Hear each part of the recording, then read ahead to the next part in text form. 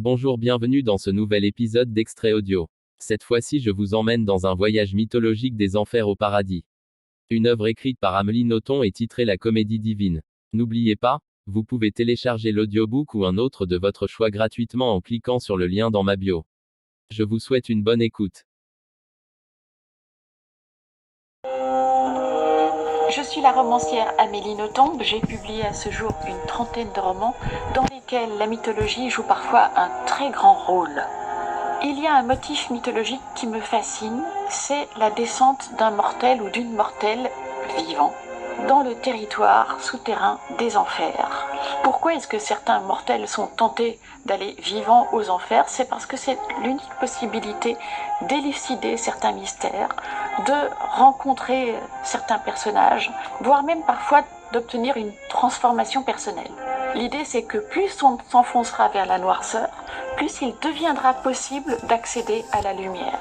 C'est le cas de Dante qui va raconter son propre périple spirituel dans une trilogie appelée la Divine Comédie, qu'on appellera aussi tout simplement la Comédie. Alors j'ai imaginé cette série documentaire pour Audible à l'aide de la réalisatrice Laureline Amanieu.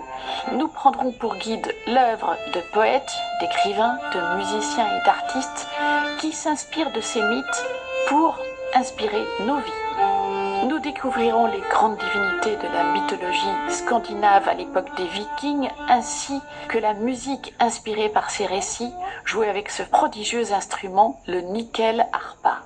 Nous remonterons ensuite sur une terre peuplée de divinités ou de créatures gréco-romaines musiciennes, et je m'initierai même à l'art de la harpe. Enfin, nous nous élèverons ensemble vers les représentations artistiques du paradis. L'auteur et comédien Alexis Michalik me fait le grand honneur d'avoir accepté de lire certains passages de la mythologie et il accompagnera de sa voix tout ce documentaire.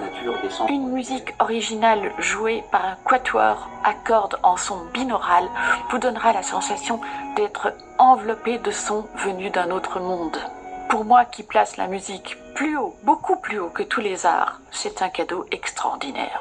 De cette divine comédie du XXIe siècle, ma divine comédie, je suis certaine de rapporter avec vous une expérience de vie nouvelle. Alors allons-y, commençons ce voyage. Venez écouter cette série documentaire sur l'appli Audible ou audible.fr. Audible Original présente La Divine Comédie d'Amélie Nothomb, un voyage mythologique des enfers au paradis, un documentaire audio réalisé par Laureline Amanieu, écrit avec Amélie Nothomb.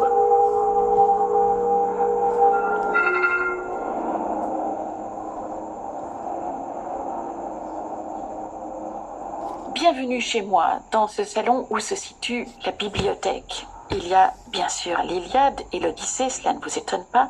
Il y a également l'Énéide de Virgile, la Divine Comédie de Dante. J'ai toujours eu l'intuition que la vérité se trouvait bien plus dans les mythes qu'ailleurs.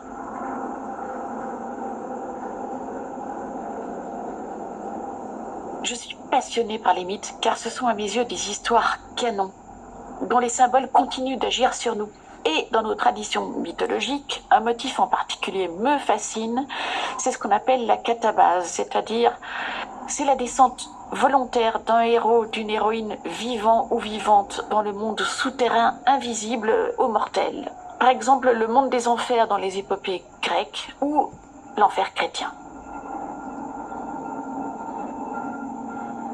Pourquoi ? Parce que c'est toujours une initiation en vue d'acquérir un savoir, un pouvoir, une connaissance, une élucidation, une guérison, une quête à la recherche d'une âme, ou encore pour une transformation personnelle. Et l'aventure ne s'arrête pas là.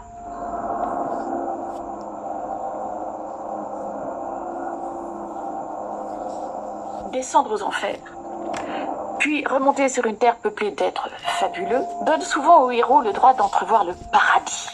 C'est le cas de Dante lorsqu'il raconte son voyage spirituel dans les livres de la Divine Comédie. Je souhaite vous convier à un tel voyage mythologique, des enfers au paradis, en nous intéressant aux artistes qui s'inspirent de tels mythes pour mieux inspirer nos vies. Moi-même, dans mes romans, je ne cesse de réécrire ces mythes ou d'y faire référence.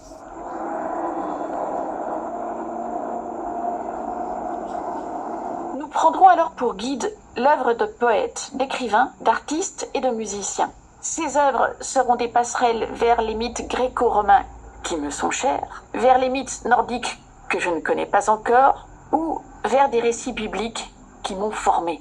D'étape en étape, nous ferons des rencontres pour nous éclairer le chemin. Nous visiterons